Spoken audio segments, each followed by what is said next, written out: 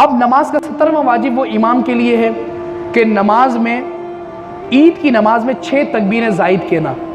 जैसे इमाम पहली रकात में किरात से पहले कहता 6, सना पढ़ने के बाद किरात से पहले, और दूसरी रकात में किरात करने के बाद 3 तकबीरें कही जाती हैं। तो ये भी इमाम के लिए वाजिब है।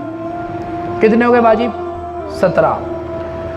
18वां वाजिब, ईदैन में, दोनों ईद की नमाज है, चाहे बकरा ईद की चाहे ईद उल फितर की, ईदैन में दूसरी रकात में तकबीर रुकू कहना ये भी वाजिब है। जो अल्लाह अकबर के कर रुकू में जाते हैं ना, वैसे ये वाजिब नहीं है, लेकिन ईद की दूसरी नमाज में वाजिब है। क्यों? कि इमाम 3 तकबीरें ज़ायद कहेगा, और उस दोनों तकबीरों के दरमियान फ़र्क करने के लिए फुकाहे कराम ने इसको वाजिब करार दिया। 19वां वाजिब ये है कि जहरी नमाज, मसलन मगरिब, इशा, फजर, रमज़ान के वितर, तरावी, ईदैन और जुमा, ये वो नमाजें हैं कि इमाम इतनी आवाज़ से तिलावत करे कि 3 बंदे सुन ले तो इमाम का वाजिब अदा हो जाएगा। 20वां वाजिब गैर जारी नमाज, यानी कि जिसमें इमाम सिलो किरात करता है, इतनी आवाज़ से करे कि खुद के कान सुन ले। वो कौन सी नमाज है? असर और जोहर। इसके बाद 21वां वाजिब ये कि हर फ़र्ज़ और वाजिब का उसकी जगह अदा करना। ये भी नमाज में एक वाजिब ये है कि जहाँ जहाँ जो फ़र्ज़ है उसको फ़र्ज़ की जगह पर अदा करना, जो वाजिब है उसको वाजिब की जगह पर अदा करना, ये भी वाजिब है। फिर 22वां वाजिब ये है कि रुकू हर रकात में एक ही बार करना, हर रकात में एक ही बार रुकू करना वाजिब है।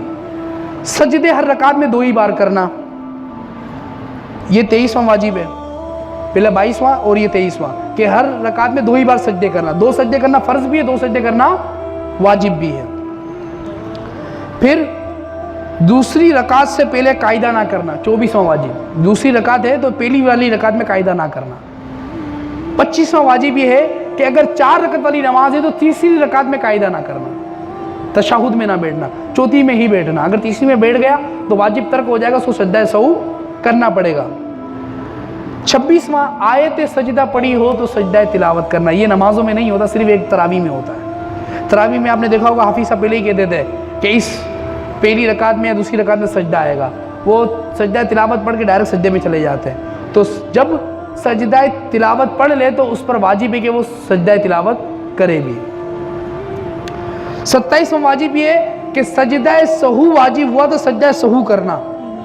सजदा सहू का तरीका क्या है कि जब बंदा बैठा है, अब सजदा सहू करना है तो वह अत्तहियात पढ़े, चाहे तो दुरूद इब्राहिम और दुआ मिला ले, अगर ना भी मिलाए तो अत्तहियात पढ़ना है। अत्तहियात के बाद अस्सलाम वालेकुम रहमतुल्लाह कहे, फिर 2 बार सजदे करे, 2 बार सजदे करने के बाद उठे, फिर अत्तहियात दुरूद इब्राहिम मुकम्मल कर कर अपनी नमाज को मुकम्मल कर ले। यहाँ तक आ गया समझ में? ठीक है। अगर इसके बाद भी गलती हो जाए, सजदा सहू करने के बाद भी कोई गलती हो जाए वाजिब की, फिर सजदा सहू की ज़रूरत नहीं है, फिर आप कर लें। क्योंकि इमाम अबू यूसुफ फरमाते हैं कि जब एक बार कर लिया, इसके बाद जितनी भी गलतियाँ हुई उसको छोड़ दे, वो 2 सजदा सहू तमाम गलतियों के लिए काफ़ी है। 28वां वाजिब, 2 फ़र्ज़ या 2 वाजिब या फ़र्ज़ और वाजिब के दरमियान 3 सुभान अल्लाह की मिक़दार ना ठहरना। अब इस बात को ये समझे, क़याम करना क्या है? फ़र्ज़। किरात करना क्या है? फ़र्ज़। रुकू करना क्या है? फ़र्ज़। अब दोनों फ़र्ज़ों के दरमियान बिला वजह 3 सुभान अल्लाह की मिक़दार से ज़्यादा ना ठहरे। अब रुकू करना क्या है? फ़र्ज़। कोमा सीधा खड़ा होना ये वाजिब। अब फ़र्ज़ और वाजिब के दरमियान भी 3 सुभान अल्लाह की मिक़दार से ज़्यादा ना ठहरे।